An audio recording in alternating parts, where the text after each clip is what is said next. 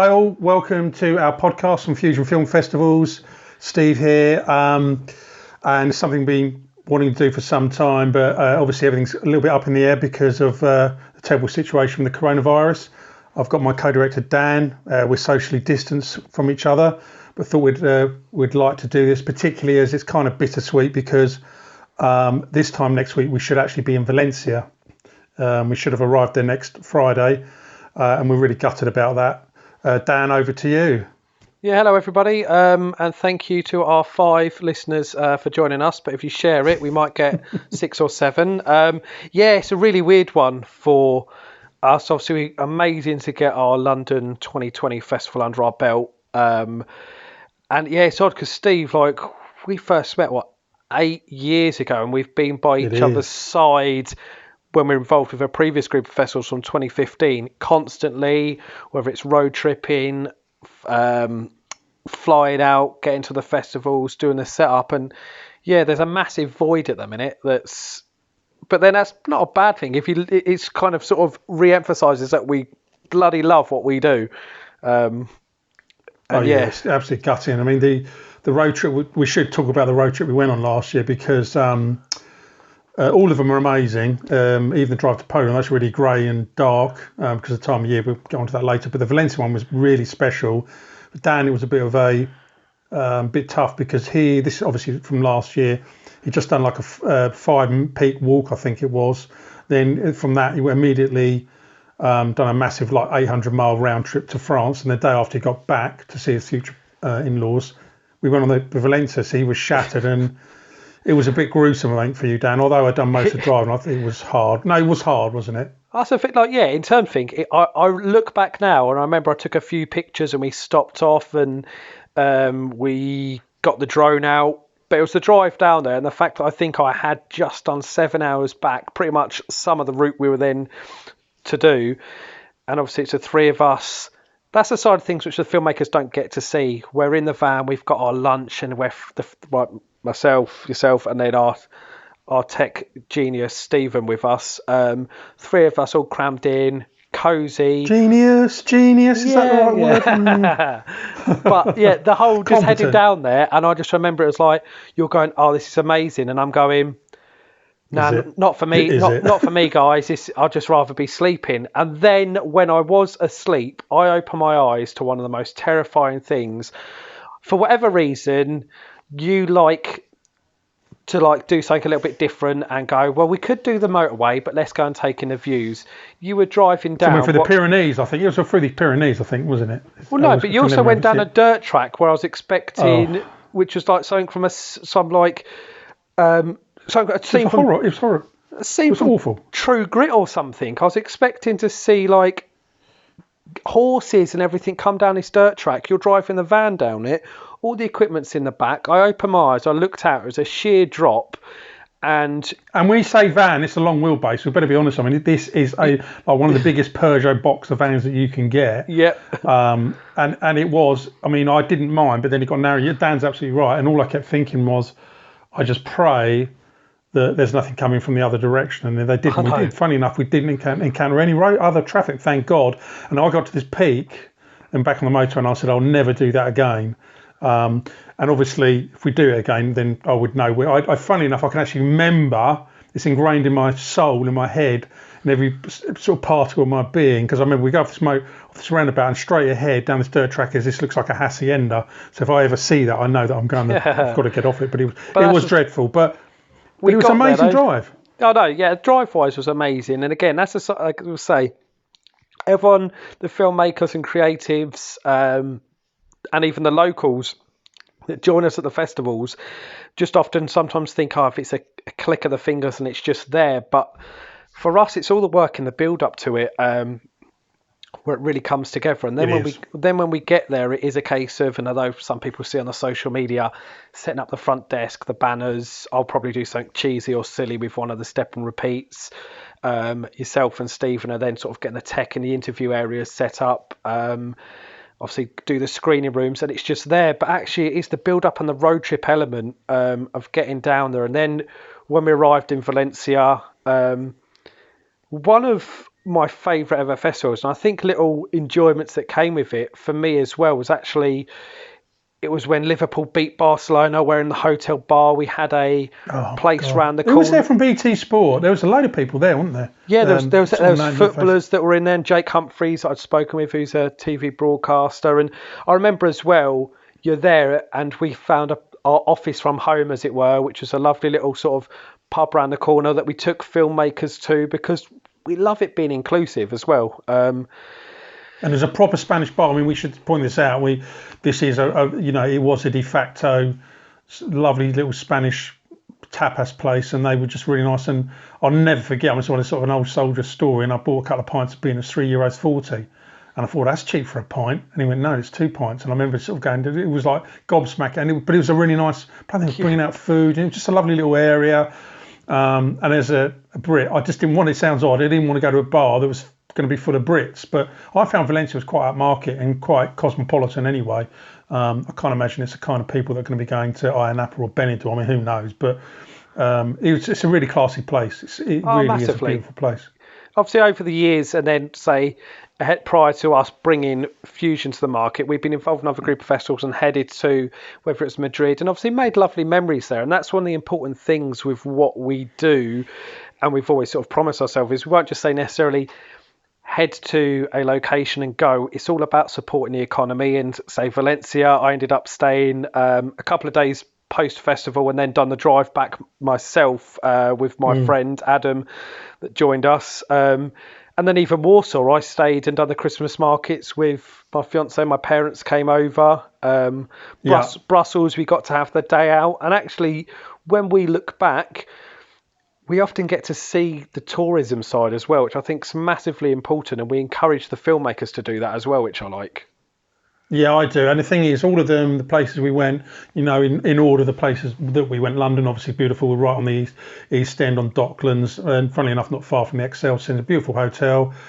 And then off to Valencia again, stunning. I mean, jaw-dropping hotel. I didn't think that could be topped. Brussels, I loved it. It reminded me of London and very easy to get to. But the surprise one, I think, for all of us was Warsaw, because the funny thing is, like I said earlier in the podcast, the odd thing about it is you're going there, it's really dark. It's basically you're in the dark all the time, because late in the year, you're going through 5 countries, it's bitterly cold. And we already had a bit of a downer because there was a bit of a problem with the hotel. Not so much, actually, nothing wrong with the hotel, I'll get onto that. It was actually to do with the awards night. There was a bit of a misunderstanding.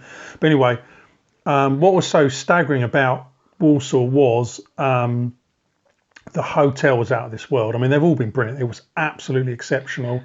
It really was in the heart of the city. Yeah, I was going to say, location-wise, was oh my god, was spot it was opposite on the train for it. station. You could obviously it's just the ease of access, and again, throughout, obviously you're saying the drive there, and I remember all of us are then in the van wrapped up this time. So Valencia, it was shorts. This time was, I think, we had like woolly hats on as well. Obviously the heating on the van. As soon as we stopped, and some of the little sort of, again, it's the culture, but it was almost as if you're proper Eastern Europe. Just that is exactly how I imagined it. Yeah, yeah. And in fact, I don't know and I remember. I don't know. No, because on the way back it was just Stephen and I don't know. You wouldn't have seen this on the way in because it was, funny enough, it was in the dark. But we actually got out about 1 o'clock, and Stephen and I actually saw a bit of the old city, which was the communist side of the city. It was really weird greys and pastels. It was really old. Took like something out of I don't know, like a sort of Berlin Wall, how it used to be, as you imagine it used to be. And that was really interesting to see. But yeah, the driving in and out wasn't nice, but the location was absolutely incredible. And it's just been, as you said, we have been to some really, in fact, it's fair to say that all the places we've been to, even what we was doing involved in a set of festivals before our own ones, we've been really lucky. We've made our own luck, because Dan in particular has done a lot of the research, or all the research, and he's nailed it. Although again, an amusing story about going down to Poland is that we stopped at this place called the Box Hotel. Best night's sleep you'll ever get. No, it was like sleeping in a coffin, and I'm quite claustrophobic, and I came close to sleeping in the van, because you go in, there's no windows.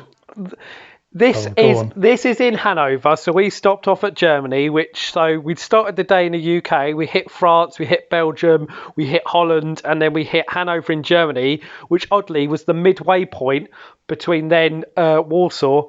And I was looking at places to stay. We just needed a layover, and I found an experimental box hotel. And I love my camping and outdoors and everything. And I saw this and thought, you know what? You just need somewhere to lay your head. But it literally was your head and barely anything else. It was almost. I mean, See, the red flag should have gone up when you said the word experimental. Let's be honest about it. I mean, that's when you're going to think, why is this experimental? I mean, it's very clean and it was really nice. The people were lovely. It was just pretty.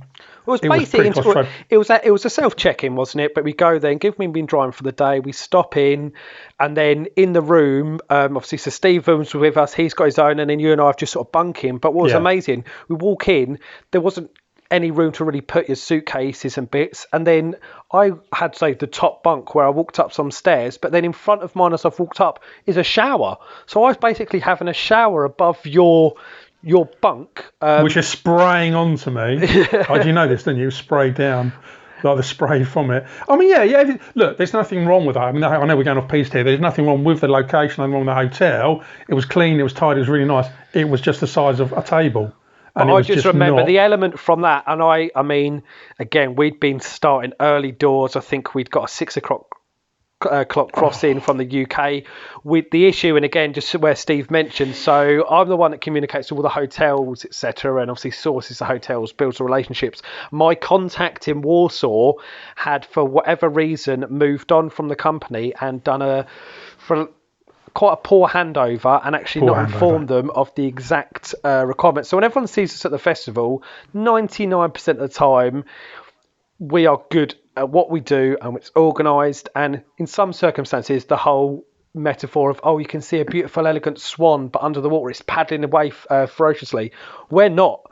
Everything is under control because we're on it. But on this occasion, it then got to get into the hotel and they're saying, sorry, we may not have space for your awards night because it's been double booked.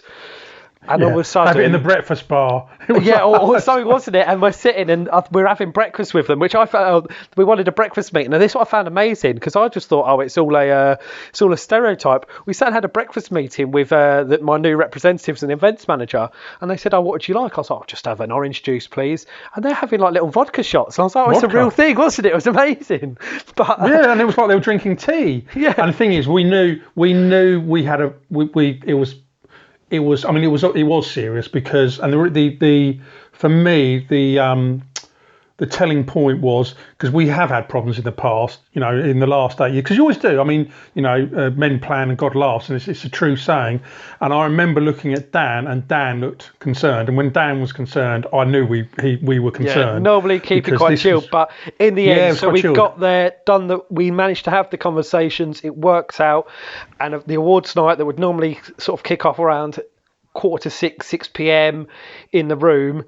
There's still a dentist conference going on at 5:15. But again, just to wrap up, the hotel pulled together, got it all done, and we had an amazing awards night ceremony there. And one thing now to sort of is fair to touch upon right now with the current global situation that some festivals won't make their way out of this. That's sad. From our point of view, we are not going anywhere. It's a brief maybe hiatus. We've had to move our Valencia festival. We'll be taking a current review in the next couple of weeks on Brussels 2020. And of course, then Warsaw 2020 is to be there. Now, a lot of people have come to us and asked about online festivals, and like we've already said, the places we go to, that's not just important for us as a getaway. It's important to have a physical base for a festival. I think there is this negative stigma about online festivals. And there should be. I think there should be. It's why would you have just an online festival? Because as soon as I hear that, the problems are obvious.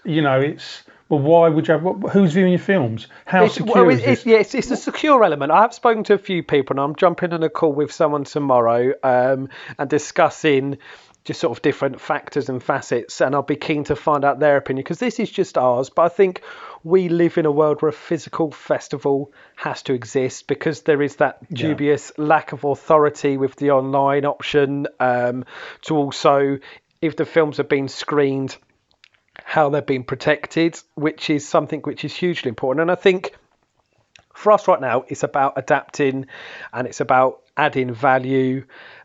On Thursday night just gone, I ran a Zoom panel along with the guys at True Media.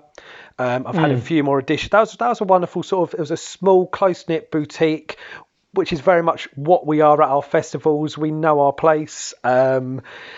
Got involved with that. We've still got the green room, which I've had a few more people that have reached out to me and I'm reaching out to in between time. And then Fusion Plus, which is something which has always been our intention, hasn't it, Steve, to add this sort of exposure and promotional opportunity. And with our cracking website, we've been able to accelerate that, which is something which is keeping us busy until then. However, again, if we need to change things slightly to how it's run to keep in line with global health advice, then we will. But I can't wait to get back and be at the hotel. I can't wait to wake up at 7 o'clock in the morning and not go to bed until 2 in the morning.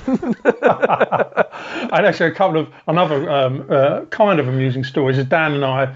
We are really big. Obviously, we don't. I mean, everyone thinks, I'm sure, that we're party central. Yeah, of course we go out for drinks in the evening. We mix with filmmakers and we stay out late. But the main part of our job is what a lot of people don't know is that, or don't realise, is that actually we're up early. We're always manning the desks from 9:30, 10 o'clock. We're there all day, interviewing, meeting with filmmakers. So it is long days for us. But one thing that was becoming apparent is Dan and I were getting unfit, and we knew this because by the time we got to Warsaw, we couldn't actually feel our trousers up on our dinner suits. No, we were getting out of shape, and that was kind of a bit of a wake up. It was like, we've got to do something about it. And actually, we both have independently, and in fact, by the time we got to London, just a couple of months later, we'd already got into a much better health routine. I could actually do my trousers up. We were using the pool every day and stuff like this. But it's just a serious point that. And it sort of ties into this coronavirus thing that I think at the end of it, and we are all in this together, which is all, I don't want to say it's a positive, but it kind of is in the sense of, we can't, none of us can hide on, sort of use an excuse to say, I've got this trouble, it's only happening to me, blah, blah. No, it's happening to all of us. So, we've all got this mountain to climb. And actually, the point I was trying to make is when people come out of this, whenever that is, people are either going to be very fit or they're going to be very unfit. And I want to be in the former camp and not the latter. But luckily, we'd started doing this a couple of months before this happened. That was pure coincidence. And it's just happens that we've carried on with it. Because you do need energy, Dan, don't you? You do need that's energy. The thing, you're right. It is, again, when we're there, and I've had my best mates come over and he's seen the festivals, and it's the whole, getting up and having a breakfast, but then it's, we'll arrive and I'll be like, right, meet in the hotel, having a chat with them, setting up the screening rooms, then getting up early, doing the socialising late, which we enjoy. Then we'll go back and you and I we sort of share a room and that, just because it's good to then just have a chat at the end of the day, see how we're doing. It's almost our road trip having a laugh. But where I'm out and about and active in between festivals and I'm doing hikes and everything, that's fine because my legs are great. But it was a case of at the festivals going, are you having dinner at 10 o'clock at night? Yeah, I am. Yeah. Are you having a beer? Yeah, I am. Yeah. Do you want to do this? Yeah, I do. And all of a sudden, especially then when we're working at home, in between festivals, if I wanted a screen break, there's only one place I was going and it was the fridge. And it's fatal. It is fatal. Yeah. And I think a small thing, it is fatal. And you're right. And we try so hard not to eat late. And we have actually cut, because let's be honest, we didn't go out and get hammered. I mean, we would have a couple of beers. And even then we're sort of thinking, there's sort of limited. And the one thing I noticed with just doing the Keep Fit now is I got back into my cycling. And when I've stayed really active before, if I'd gotten to my bike without doing any Keep Fit, I would be dying the next day. My legs would be like lead. I wouldn't be able to, I'd be horrendous. But when I've jumped straight on my bike without having cycled for months, because I've been doing this fitness regime, the next day I was fine, because obviously their level of fitness has improved. Yeah, of course, it gets better, yeah. And it is, I mean, all joking aside, I mean, it's important for everyone, but I feel better and we needed to do it. And, you're working from home, but I think now, with all this going on, it's really important for everyone. I mean, the takeaway for me personally is Dan and I had an idea, and I hope, because we are still getting submissions in, we should point out we're still doing well on submissions, they're still rolling in, which is great. But you have this idea and dream and hope, and you think, well, we want to get to X, and that is the end point, whatever X is for you and whatever X is for me. You just hope you're going to get there. But actually, we've done really well. We've done really, really well from a standing start. We've had a phenomenal amount of entries, phenomenal amount of new filmmakers and films and people at the festivals. And, London, complete that's sellout. Something there London last year this year, complete sellout, for instance. We'd said as well, and going back to I'm grateful that we were able to get London this year. And again, the filmmakers, I'm grateful that we got together under our belt because it was doing what we love. But again, where we'd been involved with a previous group of festivals, and we just sort of were understanding the industry. And from my point of view and yours, it was always we wanted to look to go different ways and potentially sort of add more value, which we've definitely been able to achieve. And I remember going back to London 2019, all of the build up, and even in terms of, we're getting the equipment in and knowing how we're going to look to move it forward and developing different aspects. I just remember that first festival. London, so emotional, wasn't it? London 2019, and then the awards night had finished. You had obviously your wife Jackie, and I had Sarah, and my parents were up there, and I just remember it was all finished. And again, when the night's done, the filmmakers slowly peter out of the room, and then we're in there just making sure that might collect the table numbers. And it might have been about 1:30, and I went back to my bedroom, and Sarah's in there, and I burst into tears of joy that finally everyone goes, mud, sweat, and tears and that, but it actually was that we didn't know how well our dream from paper was going to go up onto the big screen, as it were, to obviously use the whole creative metaphor. But what we have achieved, and there's no chance that either of us, and even say Stephen included, where sadly, as I mentioned, some festivals that operate but maybe don't have a full, I'm not going to say understanding, but sort of model. Even if, for example, this impacts us and we go, the rest of 2020's had to be a write-off, and actually we may not be able to get London done. If we had to take a brief hiatus, then that would be it, because we'd come back and go, we're here, we're still keeping, like now I run our social medias, but there's not a chance in hell that now we're doing what we love. And it's almost like I studied film, and I often was thinking, what's my purpose going to be? I genuinely feel that running these festivals and adding value for independent filmmakers and sharing that dream with you guys is actually, getting sentimental and emotional, but it's not my purpose. And that's what everyone loves. Although it's Fusion and it's a north, south, east, west, it's Steve and Dan. And that's what's so important to what we do. Yeah, and that's reflected in the filmmakers, mate. I mean, we know them very well, even if we've never met them before. There's dozens I can think of in London, from Gam Cam Girl, for instance, or the Guitar Man. It's people never met. They're major films. The loads of people that came from representing those films, and they're all like 99.9% of all the filmmakers we meet, doesn't matter if they're front or behind the camera, they're really nice people. I would really struggle to think of people that I didn't get on with. It's really hard. Of course, you're always going to get one or two, but because that's the nature of life. But actually, there's a weird bunch in terms of they are virtually all really nice people, and we get on really well with them, and that's totally reflected, I think, in the way that we are people. I've actually never known anything like it, though. In terms of, Steve and I first met back in 2012 working in publishing, and in environments like that, you would get people that you could rub up the wrong way, or those that thought they were Wolf of Wall Street kind of thing. I've never seen an industry or the community that we've sort of built and people that have sort of invested their time and effort, of people that have been so honest, genuine, smart, interesting, easy to engage with. I mean, I'm very, as you know, I'm very sort of black and white, and I often do say how I feel. And but I've never been in a situation with what we've done where I've gone, oh no. Of course, I'm not going to necessarily say, Sunface, you're not for me in this environment, but it's true. I seldom can think of a time with all the creatives we've met where I've gone, oh no, you're not the right fit, because everyone. And I just feel so fortunate, and maybe that is due to ourselves. But it's a weird one, because I would have expected to have gone, oh, do you remember when? But I can't remember one person that we've met over the years that I've gone, oh, okay.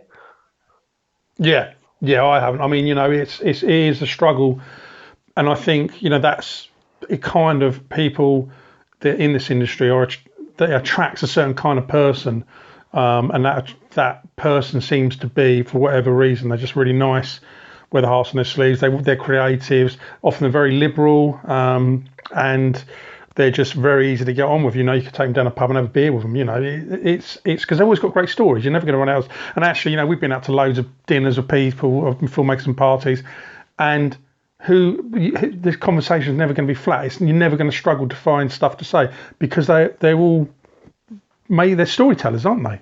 I mean, if I was to say now, I was just going to say to you, obviously, we're looking back, we're kind of reflecting on the last year and obviously the first festival of this year. If I was to go back to two of my favourite memories, actually, and it's obviously just chuck the question to you in a second as well, Steve, of sort of 2019, one of them would actually be Molly and Anashe, the two girls Brilliant. that joined us to do our screening rooms. If it hadn't have been for those two, I just don't feel it was their enthusiasm, their infectious laughter, their support network, and actually seeing them and having them there, they immediately became and calm under pressure. Oh, amazing! So calm under pressure. And it's, we technical problems. They didn't flap. We might have a film file that was glitching or no sound or whatever. And thankfully it's rare, but they wouldn't stress about it. They didn't lose their cool. They were just like, guys, this happened. We're like, okay. And this sounds patronising. It's not meant to be. When I was their age, I didn't have that kind of confidence, actually, and coolness. But they are. Yeah, I'm mad. And just the fact that, again, you're absolutely right. I look back and go, oh, like the confidence that I've sort of got over time is generated through meeting different people, etc. But I just remember when it was okay, we're doing it, we've got to now find the people that are doing our screening rooms, and obviously through a connection from yourself, Steve, and then Joe, and then Molly coming in, she's got a friend Anashe, as much as it might be filmmakers, but that for me in my sort of the whole year was amazing. But I think those girls really made it super special for us. And the second one is when we were all in Brussels and we had Sheila Carter, we had Linda Brooks and Jim Hall, her partner, and it was Colin was with us, who's our festival ambassador, Stephen, and we all, and Molly and Anashe was there as well, I think. We all headed to the lovely little restaurant round the corner, and we took them all out for dinner. Was I doing my card tricks then? Was that the one with the card tricks? No, that was another occasion that you bored people. But that I just remember, and I was going, wow, these people that have given their time to come here, and we took them out for dinner, which again, it's creating that community feel. And I always just look back, and that is probably one of up there with memories that spring to mind of fondness. So to put you on the spot, Steve, go on, what would you, two obvious ones, and don't involve beer? It really, getting back to what Sana said earlier, that you have this idea and you just hope to goodness with all the hard work, you would get at least close to that goal. And on your first year, let's be honest, in any business, most of them don't. And we exceeded it. And I don't just mean in all ways. I mean attendance, quality of films, entries, people that are attending. I mean, this just goes on, locations. And this is almost, if you could draw a picture and go, well, hopefully I'll get to this. And that was that hopefully is 70% of what you want or really hope to get, because you'd be very lucky it's almost impossible to get to 100. But we actually probably got to about 85%. So actually it was an incredible first year. And it was going really well, and it did with London obviously before the lockdown. And that's the biggest takeaway from me. There's lots of other things, but that's sort of head and shoulders. Locations were brilliant. And it was just how successful it was. Running a business is tough. You've got to have a decent turnover because you need to survive. And there's a hell of a lot of things that, unless you run your own business, you don't know what's going on. But you've got to marry that with family life, your personal life, but you want a successful business at the same time. And it just so happens that I think I don't want to say it just happens because we made it happen. You make it happen because you have an idea and you work things out and you want to make it go in a certain direction. And we knew kind of the pitfalls from what we were doing before, and we've got that experience, and it worked really well, and that's my big takeaway. Yeah, no, I think I think that's definitely a fair one to look at, because we backed ourselves, but we didn't know. And yeah, just that moment, as much as we're guys, etc. But yeah, what we've brought together. And one thing which actually is amazing to say, we're just sorting, and actually it's the irony is that Stephen, our tech man, will be checking over and loading this podcast onto the website. But it's a new website that we've got that's accompanied it. We've carried our visuals, and I'm very, as everyone knows, pedantic about it. And if something goes on the website and I'm like, well, it's not colourful enough, because we've got our blues, our reds, our yellows, our greens. At the festivals, we've all got the same colour style. The new website that's launched is stand out, and the amount of feedback we get from people. So that's something which, again, I knew how I wanted it to look, and it just so happens that Stephen shared the same vision, and it's then, right, let's do that. And then we've launched something which is a great platform. We're going to be adding another new section for resources, just to add value to support filmmakers and scriptwriters' journeys. Because that's another one, actually, Steve, I'd say. When we get a scriptwriter that then comes back with the completed film, so we had the script submitted. I'm trying to think if it was Katie McNeice, wasn't it? Katie McNeice, yeah, an incredible filmmaker. I'm in contact with her on Instagram, and like most filmmakers we meet, very, very talented, but she had a brilliant script, and it turned it into an amazing film. She's really seriously one to watch in the future, and she does have a great eye, and she's a brilliant writer. I mean, everything about her is fantastic, and that's a really good example. But also Yui, I mean, Yui's film, he's done the radicalization of Jeff Boyd is his film. He's a Swiss filmmaker, but he's now written a script. I can't remember if it's a prequel or a sequel. So he's now going to be running that as his next project. So I'm really itching to see how that's going to turn out. Yeah, it's interesting you say that. Just jump in. So he joined us on the Zoom chat with Jean-Francois and Jason on Thursday evening, and was actually there. It was just nice just to see someone that's always has been a supporter of us since we began our dream and our sort of our own journey. And again, just to jump in, he was in Switzerland. We were on the video conference, and then he's actually subsequently followed that up with an email to me just saying, yep, this is sort of my feedback, and yes, spiritualization of Jeff Boyd is the script that he's developing and how he's adapting. And obviously you're a massive film lover, and obviously as am I, and I studied it. I definitely love that we're sort of living vicariously through these male and female, younger, older, first-time, veteran, experimental, documentary, feature, short, all these different plethora of films. And I just love it because we give a shit. That's one thing there which is so important, is to fully care about the journey that these people are going on. And not just to come to our festival and see how you do. It's come to our festival. I'm going to buy you a drink. Steve's going to buy you a drink. We're going to chat to you. Steve will jump on and do an interview with you. The interview's then going to go up onto YouTube. We've got the magazine, which is the opportunity for you to bring your film to life at the festival. But then actually, it's great because we can turn it into a PDF that then can go on your website to. Then sort of just all these different, but actually will allow you to attend a panel, to be educated on film commissions and all this sort of the aftercare. And the industry is ever changing to be like, and we will adapt to that to work.